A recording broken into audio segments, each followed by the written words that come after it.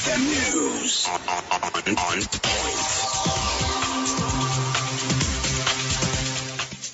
News on XFM. I'm Chris or Tim. Ugandan President Yoweri Kaguta Museveni has urged the NRM leaders to remind the people that it was because of the wise policies of the NRM that the country has been able to carry out a number of notable achievements. He was yesterday speaking during a meeting of the NRM leaders and the flag bearers from the Lango sub-region districts of Aleptong, Amolata, Apach, Dokolo, Kole, Lira, and Oyam. Museveni, who addressed the meeting scientifically, said he was happy to note that with the discovery of petroleum in Uganda, more money would be added to the tax collection to further develop this country. All these elections since 1996, I think the lowest NRM went was 59-60% in 2005. Why? Because the people are more united. But please concentrate on what we call needs rather than identity, solving the needs of the people, because those needs are the same. The Democratic Party will be holding a massive rally in Kasese today while starting off the campaigns for the party's presidential candidate, Norbert Mao. According to the program released by the country's oldest party, the campaigns will cover Rwenzori and the Western region areas for 11 days before traveling to other parts of the country. Mao says now that they have abandoned the earlier arrangements of using modern technology like Zoom to hold ordinary rallies following the easing of the COVID-19 guidelines by the Minister of Health, Jen Ruther Cheng. For us, we are going to run a normal campaign. I heard the minister saying rallies. Did you read that there are rallies of 200 people? I like the word rallies. So we have got public address systems and we are going to hold rallies. I will be landing in Kasese early in the morning to hold rallies. I have seen the Minister of Health has finally authorized rallies. I hope you people know the English word she used. She said rallies, campaign rallies. So DP is going to hold campaign rallies. We expect the police to respect the Ministry of Health.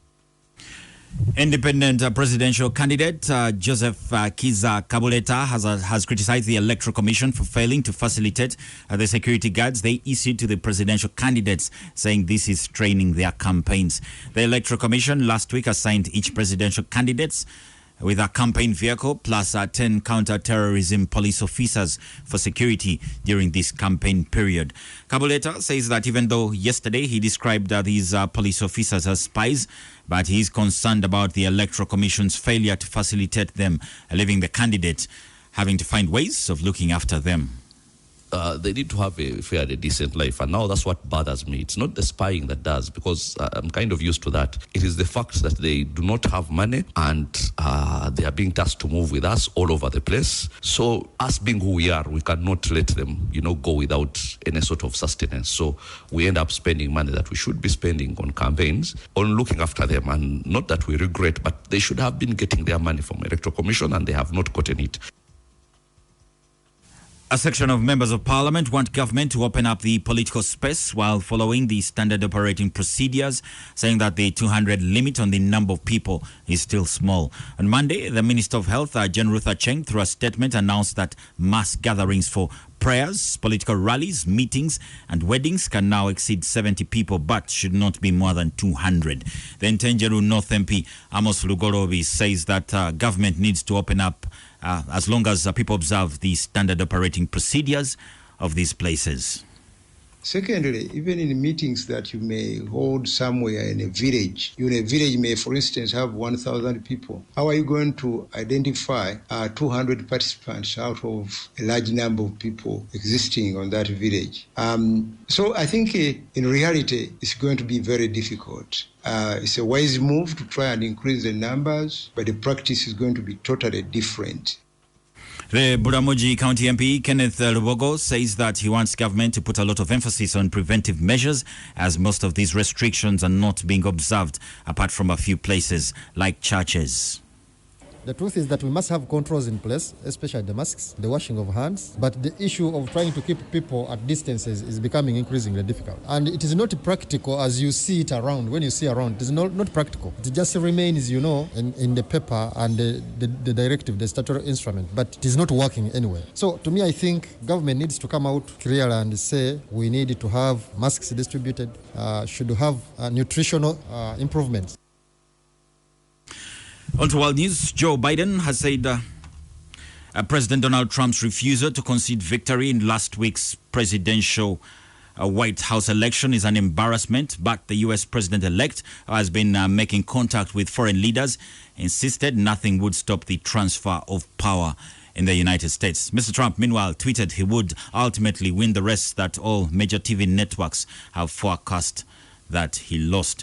As happens every 4 years, U.S. media project the election victor. None of these state-by-state results have yet been certified.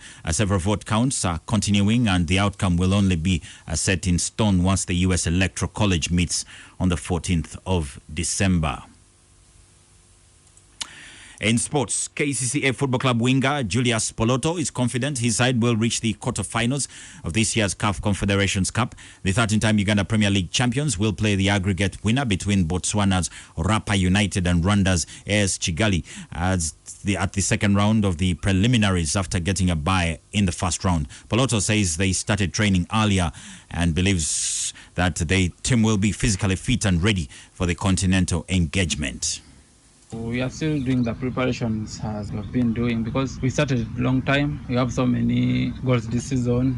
We have to win the league, you have to win the Uganda Cup, we have to make the group stages of CAF Confederations Cup and the quarterfinals as well. So we are preparing ourselves very well. Everyone knows the junior players and the senior players. Everyone knows the ambitions of the team and everyone knows the importance of every game that we shall play when the game starts. And we just pray to God that everything goes on well and we make it to the group stages, we make the quarterfinals and you fulfill the ambition.